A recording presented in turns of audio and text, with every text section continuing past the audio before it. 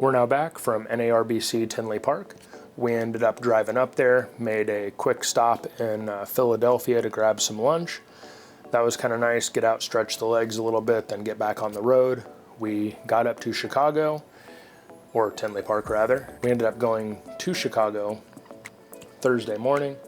We went up to some cafe. That's something that the fiance really enjoys, checking out these really cute cafes in different places. We rode bikes up to the main part of downtown to check out the Bean. Unfortunately, it was, I guess, closed for renovations, so there's that. Kind of takes away from the experience a little bit.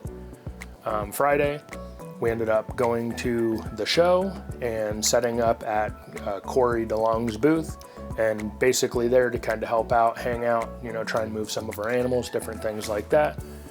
It was really nice of him to allow us to kind of be there, and it was really cool to hang out with them for pretty much the whole weekend. So Saturday was day one of the show, and as you would expect, it was quite busy.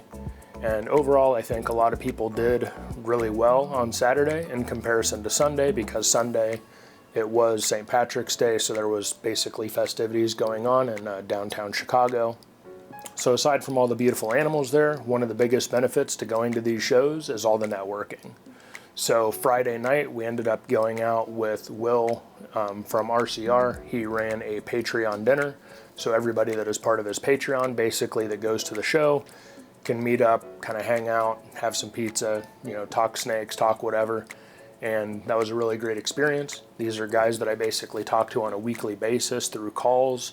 And it's really nice to kind of see, hang out with them, meet some of them for the first time in person. And I think going to a show like this, that's one of the biggest benefits, is being able to network and meet people you otherwise wouldn't have talked to. Saturday night, we hung out with Brock and Winston and a couple of the guys that they know. That was awesome. We get to meet people and talk to people, like I mentioned just a bit ago, that we otherwise probably wouldn't have had the same kind of conversations with. You know, some of the guys we see and talk to on a regular basis, you know, Steven and Courtney, John and Brett, David from Custom Scales. He's, you know, awesome. And we talk occasionally online, but it's really cool to actually get to hang out with him in person. Same thing, Kittinger, he was there. It's cool to kind of, you know, sit down, talk with these people, hear kind of what they're working on, their projects and different things that they're not necessarily putting out there in a, I don't know, interview kind of format. It's really just kind of cool just to kind of hang out and talk snakes. And that's, I think, one of the best parts about attending one of these shows, is you get to kind of talk and hang out with people. And for everybody that ended up coming by our booth, you know, Corey, you know, and my little chunk over there, and talking with us and sharing, you know, what your pickups were, different things you were looking for, animals you thought were great at the show.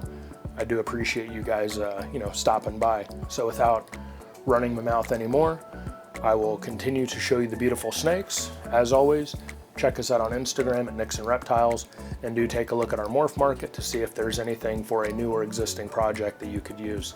And we'll see you in the next video.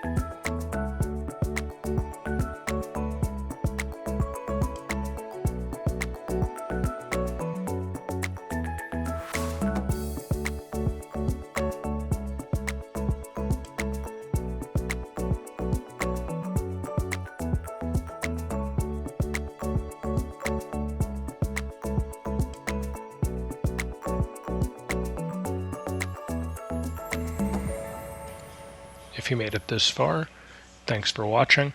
Let me know in the comments what your favorite animal was. For me, it probably had to be that sunset puzzle from Brock. That thing looked just amazing, and it's only gotten better with age.